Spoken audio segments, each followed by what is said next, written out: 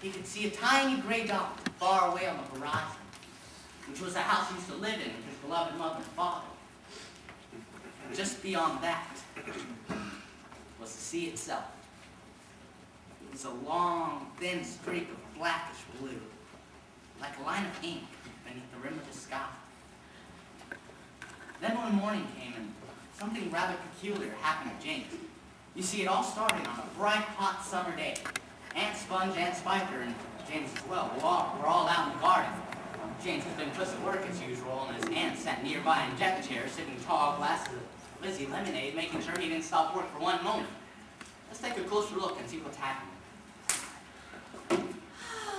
I look and smell, I do declare, as lovely as a rose. Just feast your eyes upon my face.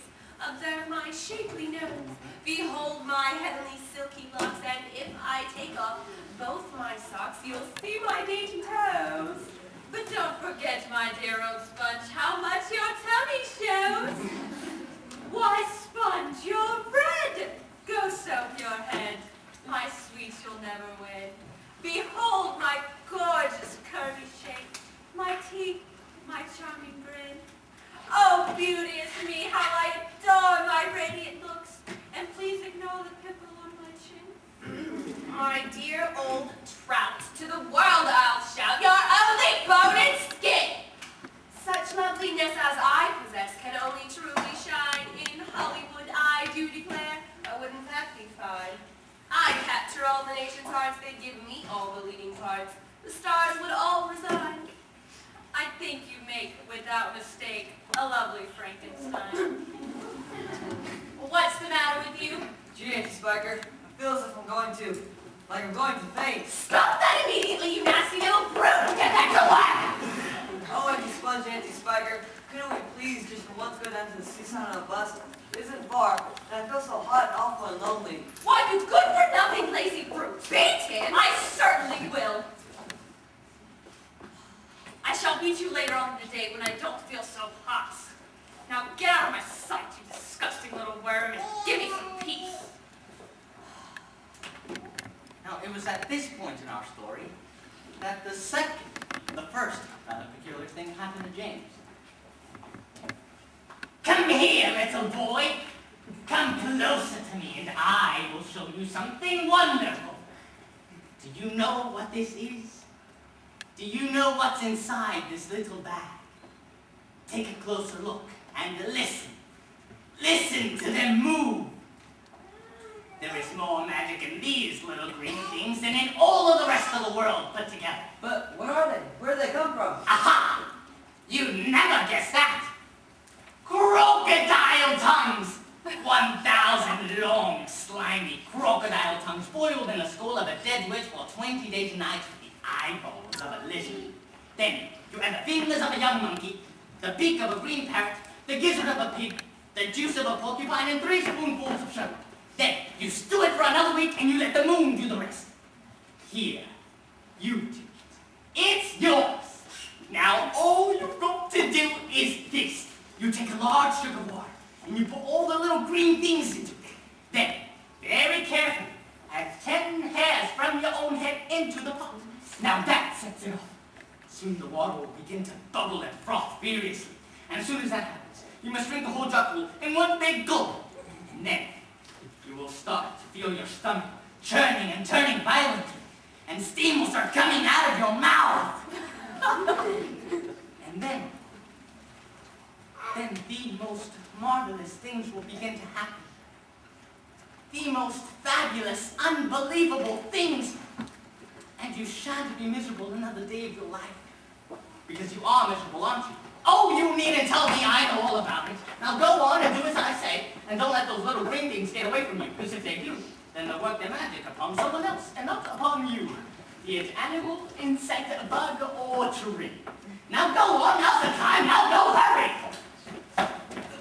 Oh no! What am I going to do? Well, I suppose I'll just try and pick them up. Wait a minute, they're growing into the ground. I can't seem to get them. I can't get them. They're gone. They're all gone. But where are they gone to? There's nothing down there except the roots of an old peace tree, full of earthworms and centipedes and other kind of insects. Get up at once, you lazy little beast, and finish chopping up those logs. Why don't we lower the boy down the well in a bucket and leave him there for the night? That ought to teach him not to laze around all day long. That's a very good idea, my dear Sponge.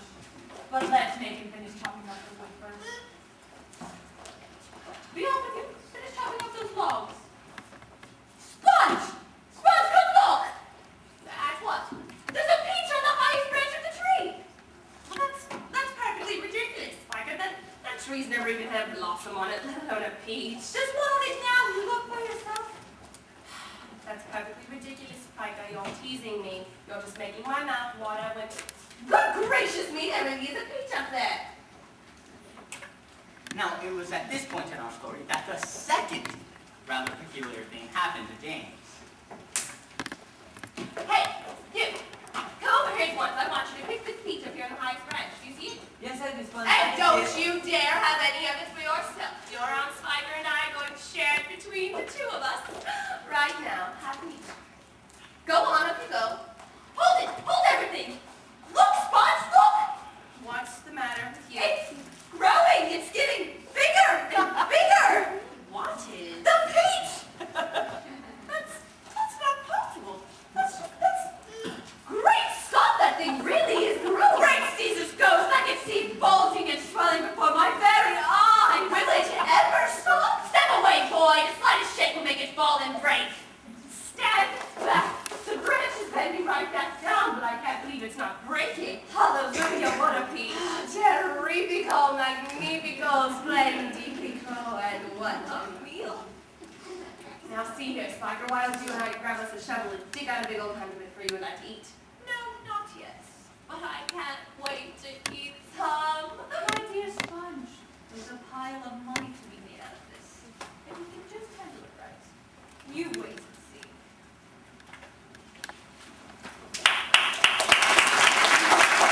Roll up, only 10 pence to see the giant peach. Half price for children under. Don't push one at a time, you're all going to get in. Hey, you get back here, you haven't paid. It's going to cost double to bring in a camera. All right, we don't care. Aren't you glad we put bars on that James's window? I know the lazy brat will lay in our way to let him wander about. Can you believe that he actually complained he was lonely just because he hadn't seen children for years and years? What nerve! Here we are about to become millionaires, and all he can think of is himself. Gee, Spiker, it looks like everyone's gone home for the evening. Maybe you and I should close up too. I guess you're right. We'll get the boy to come clean up out here. He'll probably want something to eat. He hasn't had anything all day. Well, he better not to ask. We're too busy to make money. We have to count our money. I better call for him. He's probably asleep. Rat! Twerk! Come out here. We have something for you to do immediately. Gee, it really is dark out here tonight. I don't even hear a sound. It's strangely quiet. Boy, am I hungry.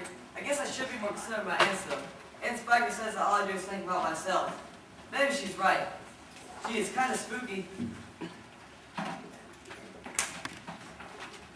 Can you imagine how James feels right now? Have you ever been out alone on a cold, dark night? Well, here is where James knows. He can just feel it in his bones. Something rather peculiar is about to happen to him again at any moment. He's sure of it, and he can feel it coming. Everything is so different. Suddenly the whole place seems to be alive with magic. Wow, it's soft and warm. It's a little furry, like the skin of a baby mouse. What's that? I don't believe it, but there's a hole in the side of the peach. It's quite a large hole, something about the size of a fox might make. This isn't just a hole, it's a tunnel. Boy, these walls are wet and sticky and it tastes like peach juice dripping from the ceiling. Mmm, delicious. Now it's from the middle toward the very center.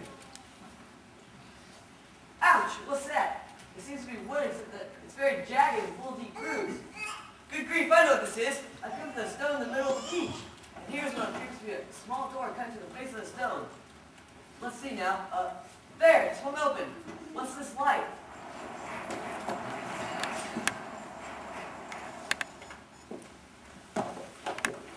Look who's here! We've been waiting for you. Oh no, no! I'm hungry. Oh, I'm famished. So am I. We're all famished. We need food. Aren't you hungry? What's the matter with you? You look positively ill. He looks as though he's going to faint any second. Oh my goodness, the poor thing. I do believe he thinks that it's him we are wanting to eat.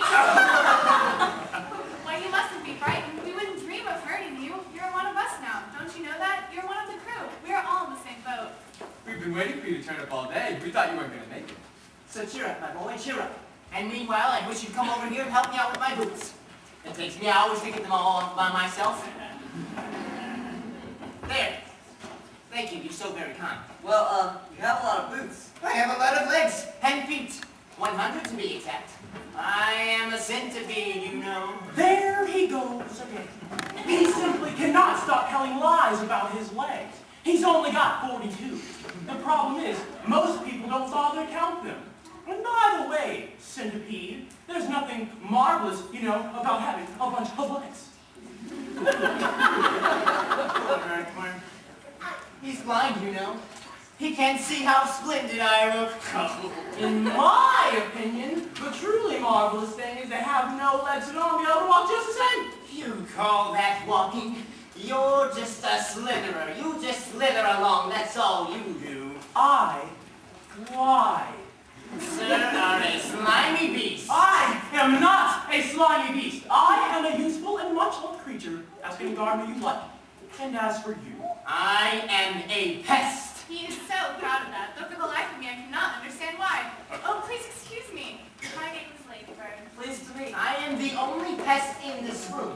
Unless you count old green grasshopper over there, but he's much too old to be a pest anymore. Young fellow, I'm Grasshopper, who is rather old, but not a pest. I am a musician. Well said, old green grasshopper. In case you haven't guessed by now, my name is Spider. James. Your name is James, isn't it? Yes. Well, James, have you ever in your life seen such a marvelous, colossal centipede as me? I certainly haven't. How on earth did you get like that? Very peculiar. Very peculiar indeed. I was messing about in the garden, under the old peach tree, when suddenly, a funny little green thing came wriggling past my nose. Oh, but I know what that was. It happened to me too. And me. Suddenly there were little green things everywhere. The soil was full of them. I actually swallowed one. So did I. I swallowed 3. Telling the story anyways, don't interrupt. Oh, not now, Centipede. Why don't you get to the top and get started? What's going on? In case you don't know it, we are about to depart from the top of this ghastly hill we've been living on for so long. We are about to roll away inside this great, big, beautiful peach to a land Of what? Never you mind, but nothing could be worse than this desolate hilltop and those two repulsive aunts of yours. Here, here. Oh, you may not have noticed it, but the entire garden, even before it reaches the steep edge of the hill, happens to lie on a steep slope.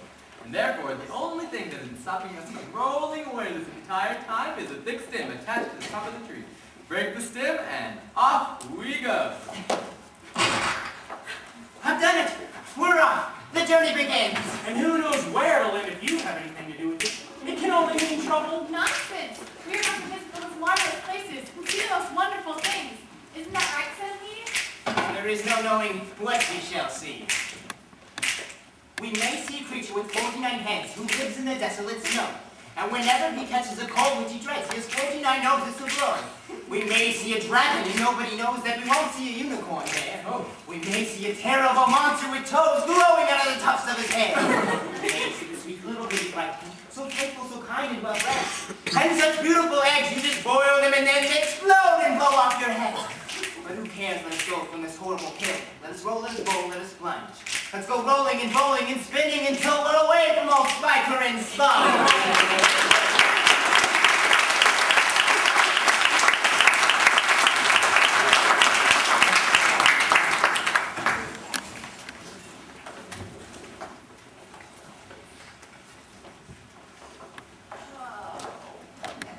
Why did we have to get up so early, Spiker? Why is it still dark outside?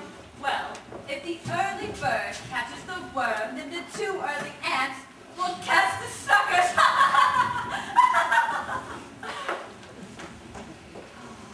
Wait, I don't get it, Spiker. What do you mean? Money. Money, Sponge. M-O-N-E-Y. Get it? Just look at all those people coming up the hill. We're going to make a fortune today.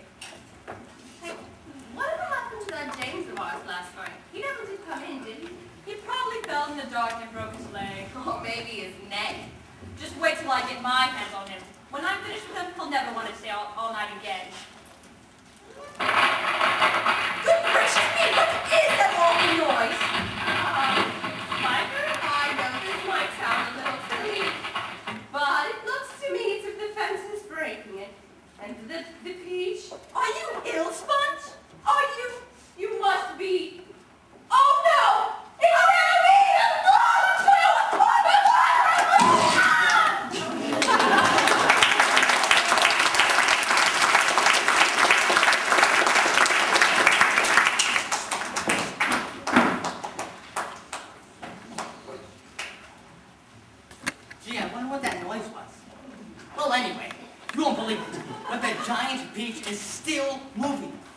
It's rolling and tumbling at a tremendous pace. It's going faster and faster and faster. And suddenly the people that were climbing up the hill suddenly caught sight of it plunging down upon them. So now they're scattering all over the place. And they're running to the left. And they're running to the right. Oh dear, it just ran over a telegraph pole with 2 parked cars. Oh, now it's rushing madly across 20 fields. Wow, look at all those horses and pigs and sheep and cows stampeding everywhere. Oh no. No, now it's rolling through every street of the village. Oh dear, you won't believe this, but it just went crashing through one of the giant walls of the Wonka Bucket Chocolate Factory. Oh, and now there's a great big river of warm chocolate flowing through every street of the village. Will it ever stop? But then, why should it? A round object will always keep going as long as it's on a downhill slope. But wait, then there's the sea. Surely the beach and all its occupants are going to end up there. Now, I know James wanted to visit the seaside, but I'm not quite sure that's what he had in mind. Oh, now it's heading for those towering white cliffs that are the most famous in all of England. These cliffs are miles and miles and miles high. And below them, the sea is deep and dark and cold and hungry. And many men and many ships have lost their lives on this part of the coast. Well, now it's only about 100 yards away. Now 50 and 20, 10, 5. It's gone over. Down, down, down. Wow, it's a splash. It's in just like a stone. Oh, wait. I think I see something. What is that? Yes. Yes. I see something coming. Look. Look. Look over there.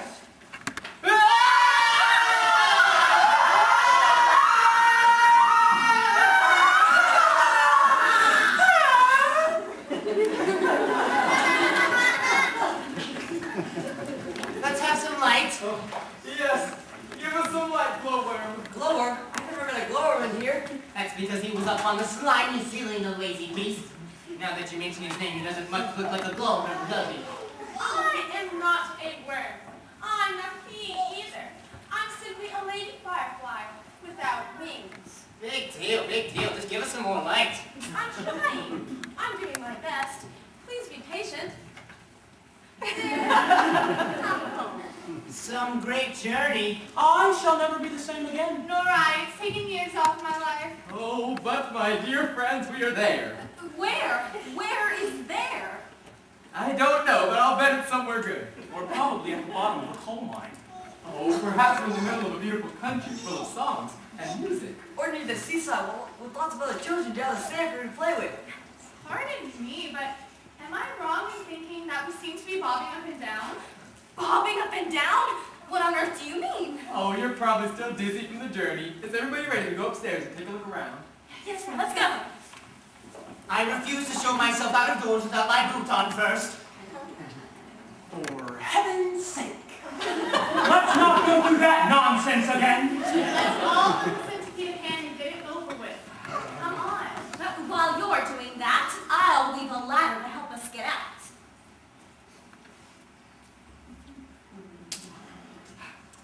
Ready?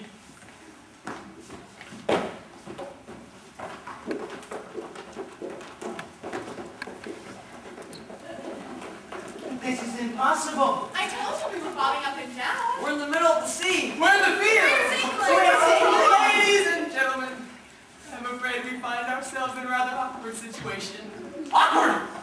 We're finished! I may be blind, but that much I can see quite clear.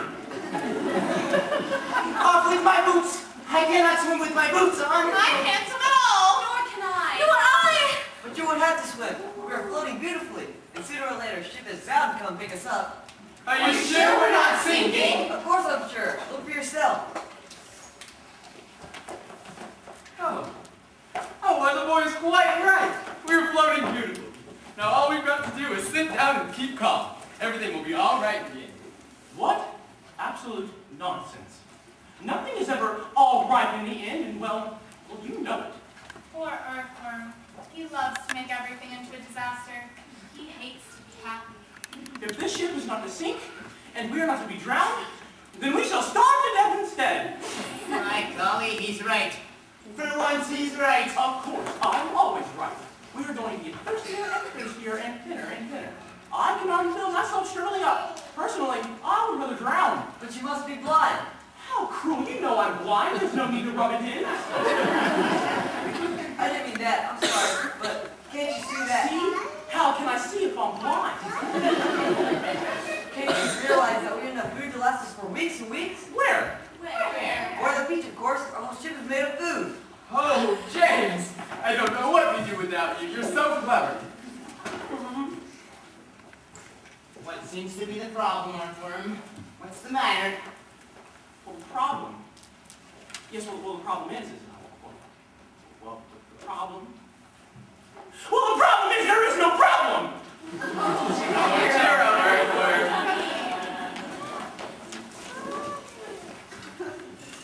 Oh, delicious. Just fabulous. Why, you know, James, this peach tree was better than those tiny little green flies that live on rose bushes. And flies were never as good as this. It's terrific. There's nothing like it. There never has been. And I should know because I personally have tasted all the finest foods in the world. I've eaten fresh mud burgers by the greatest cooks there are, and scrambled dregs and stink bugs' eggs and hornet soup and tar, and tails of snails and lizards' tails and beetles by the jar. A beetle is improved by just a splash of vinegar. I'm mad for crispy waspings on a piece of buttered toast, and pickled spines of porcupines, and then a gorgeous roast of dragon's flesh. Well, hung not fresh, it costs a pound at most, and comes to you in barrels if you order it by toast. For on my birthday cake, shall I tell you what I chose? Hot noodles made from boodles on a slice of garden hose, and a rather smelly jelly made of armadillo's toes. The jelly is delicious. You just have to hold your hose. Now comes, I do declare, the burden of my speech. These foods are rare beyond compare, some are right out of reach. But there's no doubt I go without a million plates of each. For one small mind, One small mind. one tiny One tiny bite bite. of this fantastic peach.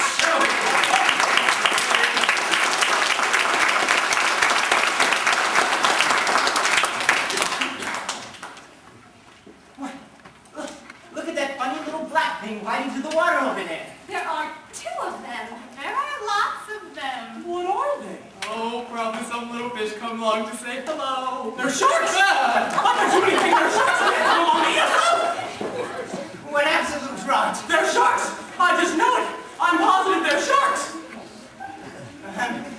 Assuming that they are sharks, there still can't possibly be any danger if we're up here, can there? Look, they're all swimming in towards us.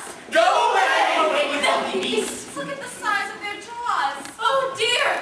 They're attacking! We're finished now! First, they'll eat up the entire peach and we'll have nothing left to stand on. Then they'll start on us! She is right. We are lost forever. Oh, I don't want to be eaten. But I know they'll eat me first because I'm so fat and juicy and have no bones. There's nothing we can do. Surely you can think of a way out of this. Think, James, think! Come on, James, there must be something we can do. There is something that I think we might try. I'm not saying it'll work. Tell us quickly! We'll do anything you say. Be quiet and let the boy speak. Go on, James. I'm terribly sorry I forgot. We have no string. We need hundreds of yards of string to make this work. Oh, but my dear boy, that's exactly what we do have. How? Where? The silkworm. Didn't you ever notice the silkworm? Sure. He just lies there sleeping all day long. But surely we can wake him up and make him spin. And what about me, may I ask? I can spin just as well as any silkworm. What's more, I can spin patterns. Can you make enough between you? As much as you want. And we'll be strong. The strongest there is. And quick. Of course, of course. But why? What are you going to do? I'm going to let this peach clear of the water. You're mad. It's our only chance. How would you do it? Sky hooks, I suppose. Seagulls. The place is full of them. Look up there. I'm going to take a long silk string, tie it around the neck of a seagull, then I'll get the other end of the string and tie it around the stem of the peach. Then we'll get another seagull, and another, and another. How are a few seagulls going to lift a gigantic thing like this up into the air, and all of us as well? There's no shortage of seagulls. We'll probably need 400, 500, maybe 1,000. I don't know. I'll simply go on hooking them up till we have enough to lift us all. It's like balloons. When you give someone enough balloons, I mean really enough, and up he goes. And a seagull is far more looking proud than a balloon. If only we had the time. You're absolutely off your head. How do you propose to get a loop of string around a seagull's neck? I suppose you're going to fly up there and do it that way? Good boys, Ducky. Be quiet and let him finish. Go on, James. How are you going to do it? With bait. Bait? What sort of bait? With a worm, of course. Seagulls love worms. And lucky for us, we have here the biggest, fattest, juiciest earthworm. You can stop right there! The seagull guards fly. That's why there's so many of them circling around. But they dare come down here while the rest of us are still standing here. So this is what we'll do. I won't do it. I refuse. My dear earthworm, you're going to be eaten alive anyways.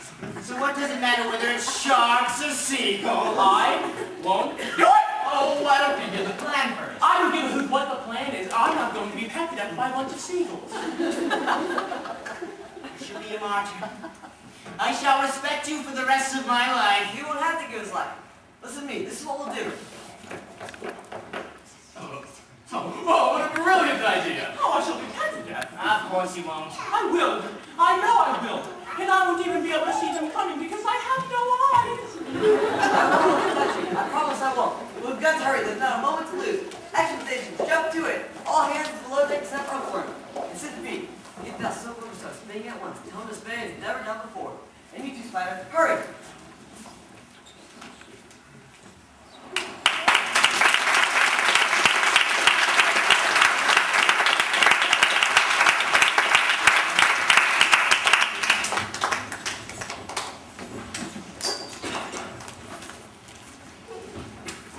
This is the 502nd Seagull.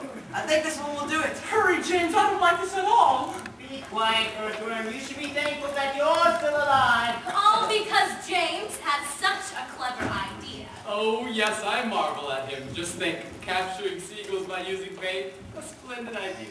Not if you're the bait. It's working. I can feel it lifting. Come on up, everyone. It's working. It's working. Beautiful. What a marvelous feeling. And I'm not hurt. You were very brave, earthworm. Goodbye, sharks.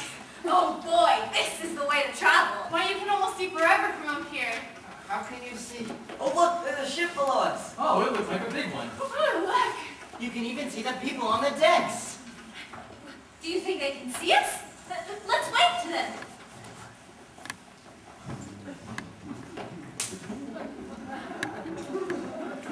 Wow, what an amazing adventure. Can you believe it? Well, now neither James nor any of the others know this, but sailing right below them is actually the Queen Mary sailing out of the English Channel on her way to America. And on the bridge of the Queen Mary is an astonished captain standing with a group of his officers, all gaping at the great big round ball hovering overhead. I don't like it. Who do I serve? You think it's following us? I tell you, I don't like it. It could be dangerous. That's it. It's a secret weapon. Holy cat, send a message to the Queen at once. The country must be warned. And give me my telescope. There are birds everywhere. The whole sky is teeming with birds. What are they doing? Wait a second. There are people on it. I can see them moving. There's do I have this darn thing focused properly? It looks like a little boy wearing short trousers. Yes, I can distinctly see a little boy wearing short trousers standing up there. And there's a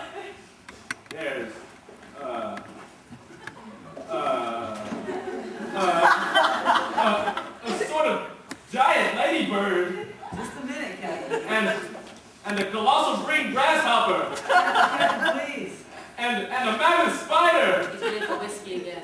And an enormous, a simply enormous centipede. Call the ship's doctor. The captain isn't well. Get help quickly.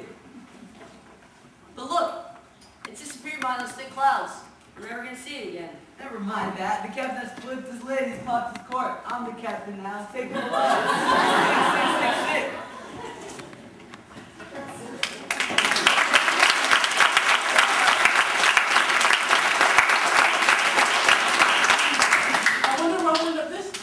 Who cares? Seagulls always make their way back to land sooner or later. Did it seem that those people on the ship got really excited when they saw us? But then, I suppose we did appear a little peculiar. What do you mean, James? Well, what I mean is... Oh, what he means is that we all look mighty strange to human beings. And after all, why wouldn't we? They keep their ears attached to the sides of their heads. Doesn't everybody? Where, for example, do you think I keep my ears? I don't know.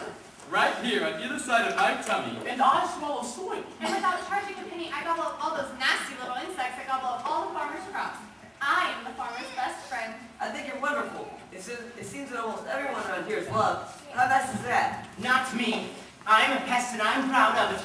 Oh, I'm such a shocking, dreadful pest. Here, here. What about you, Spider? Aren't you also much loved in this world? Oh, no. I am not loved at all, and yet I do nothing but good. All day long I catch flies and mosquitoes in my webs. I'm a decent person. I know you are. It is very unfair the way spiders are treated. Why, only last week, your own horrible ant sponge flushed my poor dear father down a plug hole in the back. I had to watch the whole thing from a corner up in the ceiling. It was ghastly. But isn't it unlucky to kill a spider? Of course it's unlucky to kill a spider. Look what happened to Aunt Sponge after she done that. Bump! We all felt it, didn't we? As the heat rolled over her. It was very satisfactory. Did you sing us a song about it? And Sponge was terrifically fat, and tremendously flabby at that. Her tummy and waist were soggy as paste. It was worse on the place where she sat. So she said, I must make myself flat. I must make myself sleek as a cat. I shall do without dinner to make myself thinner. But along came the peach, oh the beautiful peach, and made her far thinner than that.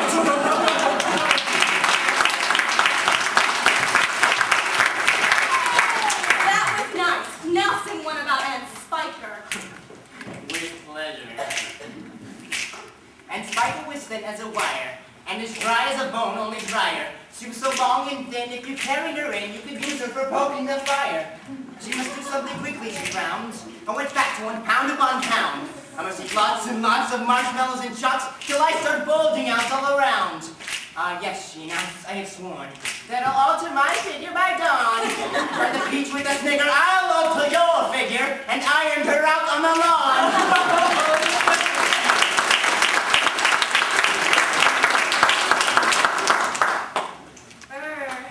It's getting colder.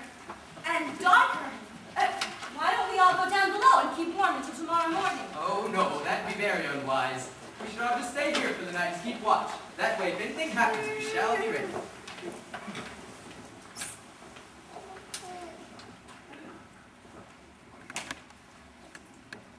See that James and all his friends have crouched close together to keep warm.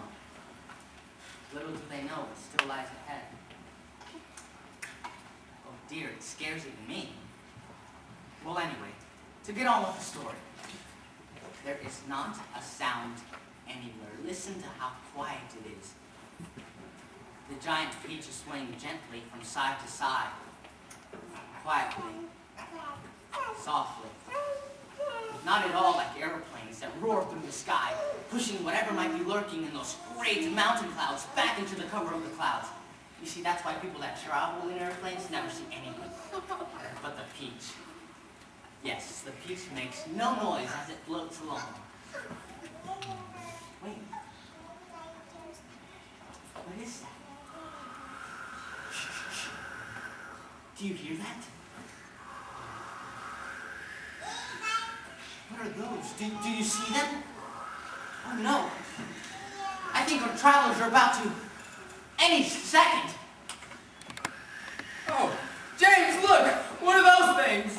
Shh! Don't let them hear you. They must be cloudmen. Cloudmen! Oh, I'm glad you can't see them, or else I would probably scream. I hope they don't turn around and see us. Oh, but what are they doing? It seems that they're reaching out, grabbing handfuls of clouds, rolling them up with their fingers and turning to large white marbles. There's a huge pile of marbles. That's ridiculous.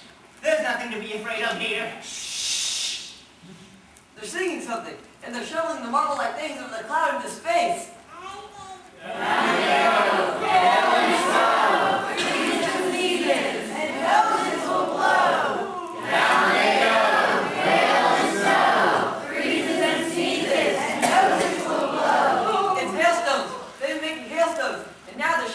practice for the people in the world below. They're probably practicing for the winter. That's ridiculous. This is summertime. You don't have hailstones in the summertime. I don't believe it.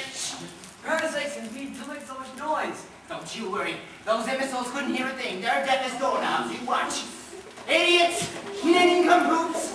Half-wits! Blusterheads! What are you doing over there, dummies? Now you better be go some past. Quickly, down the tunnel, we'll all be wiped out. Ow! Ow! Stop! I'm a wreck. I'm wounded all over. It serves you right. Listen, I do believe they're not hitting us anymore. Oh, we've left them behind. The seagulls must have pulled us away out of danger. Hooray! Let's go up and see. I don't see them anywhere. Oh, how fast we are going all of a sudden. I wonder why. I don't think the seagulls like this place any better than we do. I'm sure they got a bad fire of that hailstone experience we just had. Yes. Faster and faster fly the seagulls, skimming across the sky with the peak trailing out behind them. Now cloud after cloud goes by on either side, each one glowing ghostly white in the moonlight. And several times throughout the night, our travelers catch glimpses of these big cloud men lurking on the tops of these great mountain clouds, working their sinister magic upon the world below. And then, just before dawn, they hear a soft whooshing sound overhead. And they all glance up to see an immense, big, great bat-like creature flapping its wings in the night, uttering a series of long screeches as it circles around the beach and flies off again into the night. Terrifying. Well, fearfully, they sit motionless, watching the sun, waiting for it to come over the horizon for a new day.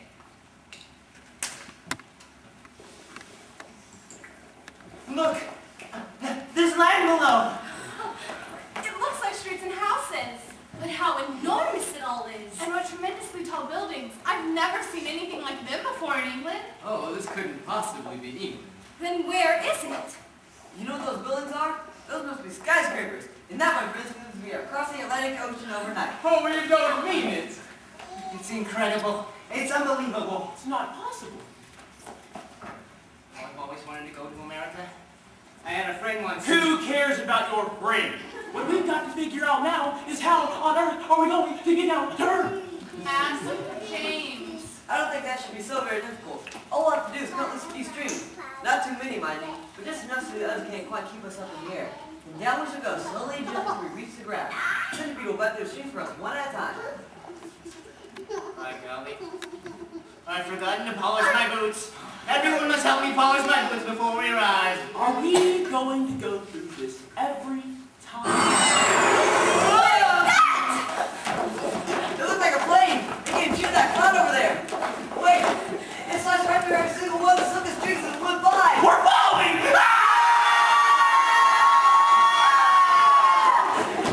Goodbye, everybody! Goodbye, neighbor! Goodbye, earthworm! I'm sorry I always made fun of you even though you are blind as a bat. Oh, Centipede! I'm sure it was all bad.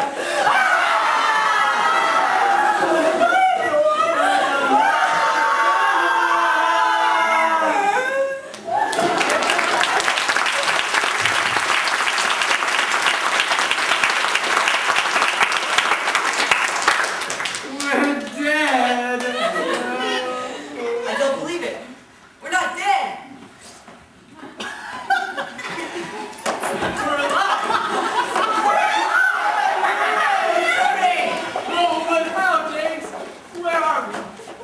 I know this sounds strange, but I think we've landed on the needle of the Empire State Building. You're kidding! How do we get down? They'll get us down. James, why are all those people hanging out of windows cheering us? And all of the people on the street down there. They're waving madly.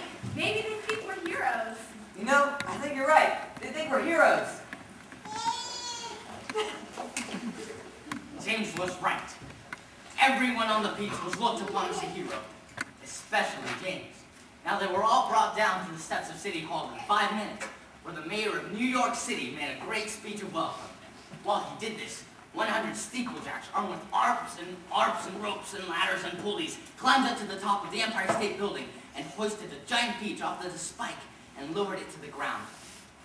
The mayor decided that there just had to be a ticker tape parade for these wonderful visitors, so a procession was formed, and in the leading car, which was an enormous open limousine, were James and all his friends. Behind James and all his friends was the giant peach, and there it sat, looking just as big and as brave and as proud as ever. There was, of course, a little bit of a hole where the spike of the Empire State Building had gone in, but who cared about that? Or indeed about the peach juice flowing about all over the street. Now, skidding about all over the place in the peach juice was the mayor's limousine. And behind the mayor's limousine were about 20 other limousines carrying all the important people of the city. It was so exciting. The people cheered and they clapped and they yelled and they screamed and they tossed bits of white paper at James and all his friends as they waved when they went by. And then, the most curious thing happened. A little girl in a red dress ran out of the crowd and shouted at James, "Oh, James, can I please, oh please, have a tiny taste of your fantastic peach?" James shouted back, "Of course, have as much as you like. It won't keep forever anyway." Needless to say, that was the beginning of the end of our fantastic giant peach. Soon, hundreds and hundreds of boys and girls, hordes and hordes of children were chasing after the peach, eating and eating to their heart's content. To some people, it might have looked as if though the Pied Piper of Hamelin had just descended upon New York City. And to James, who had never seen so many children in his life, it really was the most amazing thing that had ever happened. Now, by the time the procession was over, only the peach's big brown stone was left standing, licked clean by 10,000 eager little tongues. And thus, the journey ended. Oh, but our travelers lived on, each of them becoming rich and successful in a new country. Centipede was made vice president in charge of sales of a boot and shoe manufacturer. Our lovely earthworm, with his lovely pink skin, was hired by a women's face creams company to do commercials. Our spider and our silkworm, after being taught how to make nylon thread instead of silk, decided to open up a factory together to make tightrope for tightrope walkers. Our glowworm became the light inside the torch of the Statue of Liberty, thus saving a very grateful city from paying a huge electricity bill every year. Our old green grasshopper became a famous musician of the New York Symphony Orchestra, where his playing was greatly admired. And our ladybug, who had been haunted all her life by the fear of her house burning down and her children being all gone, married the head of the fire department and lived happily ever after. And left was the big brown stone. The peach's big brown stone was set up permanently in Central Park as a famous monument. Now, it was not only a famous monument, it was also a famous house. And in this famous house lived a very famous person, James Henry Trotter himself. And all you had to do any day of the week was come and knock upon the door, and the door would always be open to you. And you could always ask James to tell and tell again of his amazing adventures on the giant peach. Well, James decided it would be a very good idea to write the story down for all to hear. And so he did. And that, my friends, is what you have just seen.